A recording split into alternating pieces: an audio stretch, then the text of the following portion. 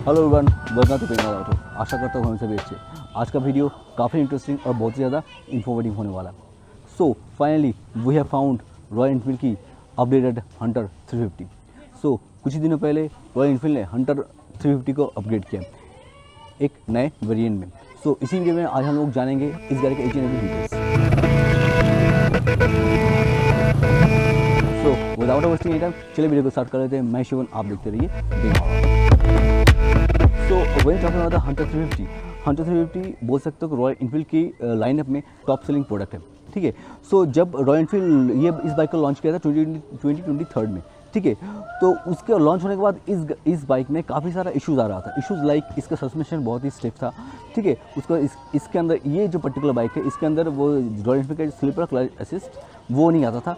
सो ये सारा इशू इस बाइक में था। So customer facing a lots of issue regarding this too. So finally Royal Enfield ने कस्टमर का सुन लिया है। ठीक है, और रॉयल एनफील्ड ने हंटर में जो अपग्रेडेशन का ज़रूरत था वो सारा अपग्रेडेशन इस बाइक में अभी कर दिया गया है। ठीक है, सो इसका वॉकआउट वीडियो ऑलरेडी हमारे चैनल पे अवेलेबल है, वहाँ पर जाके आप आई बटन में चेक कर सकते हैं।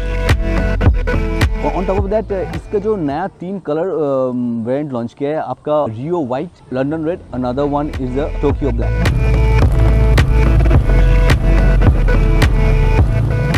So finally I have a chance to ride the brand new, not a brand new, the 2025 Hunter 350 by Royal Enfield. So जब रॉयल एनफील्ड ने हंटर को लॉन्च किया था बहुत ही सक्सेसफुल बाइक रहा है। So this video we will not talk about the engine specification. It is the same engine Royal Enfield provides all the bikes under 350cc. So main thing is Royal Enfield ने इस bike को 2025 में क्यों launch किया है फिर से ना अपग्रेड क्यों किया। देखिए, हंटर में एक दिक्कत था, हंटर का जो मेन दिक्कत था इसका था सस्पेंशन। इसमें कस्टमर्स को बहुत ही ज़्यादा दिक्कत हो रहा था, मतलब कि इसका जो सस्पेंशन है बहुत ही ज़्यादा स्टिफ था कंपेयर टू द सेगमेंट। सो इससे ये बाइक बहुत ही ज़्यादा पिछड़ रहा था। Apart from this style segment each and everything is just wonderful, but suspension में ये बाइक थोड़ा सा पिछड़ रहा था। सो जो न्यू ट्यूब बाइक्स है इसमें कुछ एड-ऑन्स किया है, जो ट्रिप और नेविगेशन एज ए स्टैंडर्ड कर दिया है इस सेगमेंट में। उसके बाद जो स्लीपर क्लच जो इसमें नहीं आता था कंपनी ने इसमें इंट्रोड्यूस कर दिया है। बाकी सारे बाइक्स में आता था, इसमें भी नहीं आता था, इसमें अभी स्लीपर क्लच भी इंट्रोड्यूस कर दिया गया है। बेहतरीन इंटीग्रेशन है। तो I mean it slipper clutch बहुत ही बेहतरीन स्लीपर क्लच जो रन किया है ये बहुत ही बेहतरीन काम करता है compare to the other bikes. मतलब कि जब पिछला हंटर था उससे इसका क्लच बहुत ही ज़्यादा लाइट हो गया है अभी।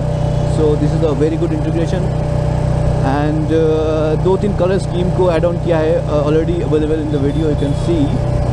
बट द मेन जो चेंजेस है वो करना चाहिए था इसका सस्पेंशन।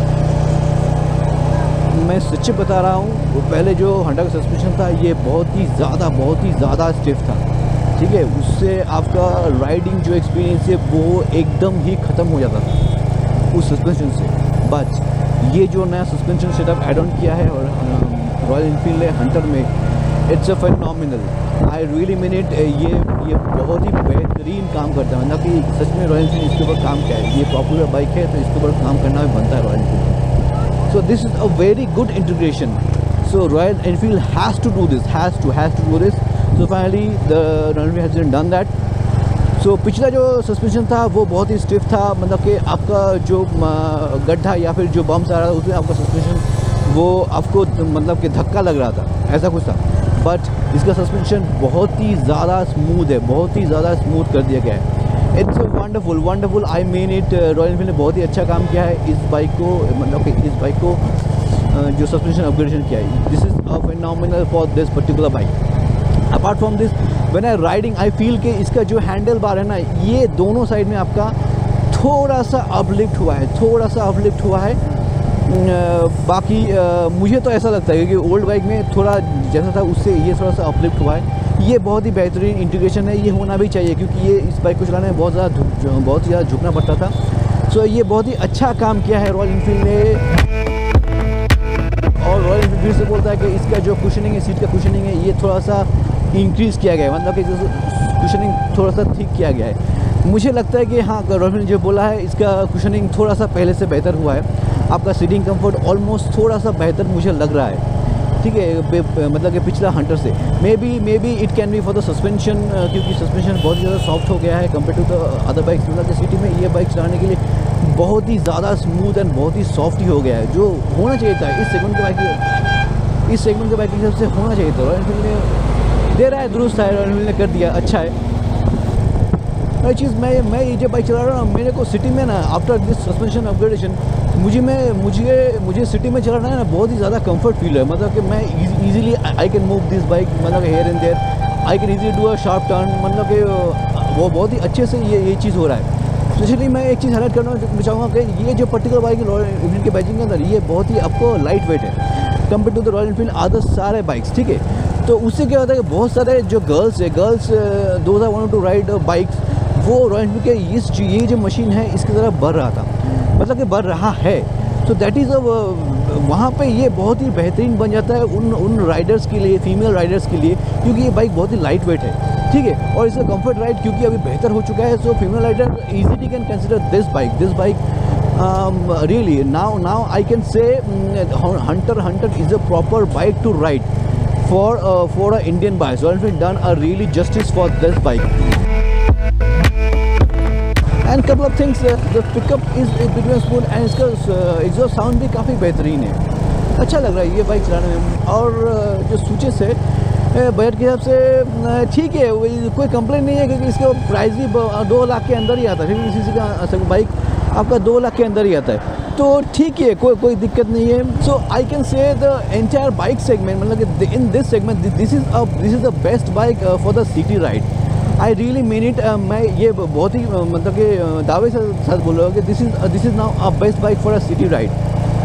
सिटी में आप इस बाइक को लेके आराम से राइड कर सकते हो, कोई दिक्कत नहीं। अब इसके आपका डेली ऑफिस जर्नी हो, या फिर कॉफ़ी राइड के लिए जाना है, या फिर इवनिंग राइड के लिए जाना है, या फिर your daily commuting, this bike now a very good combination for all those things. This is a wonderful machine now after all this upgradations. And additionally this is super clutch, जो इस bike में drawback था कि ये नहीं आ रहा था, तो इसको भी अपग्रेड कर दिया गया है। Is a very good job done by royal Enfield. So this is all about in the ride, so let's turn up. Apart from this कुछ कॉस्मेटिक चेंजेस भी इस बाइक में किया गया। लाइक का जो हेडलाइट सेटअप है वो पहले आपका हैलोजन में आया था, बट इस बाइक में आपका जो रॉयल एनफील्ड का जो स्टैंडर्ड अभी जो LED हेडलाइट सेटअप है वही हेडलाइट्स में प्रोवाइड किया गया है।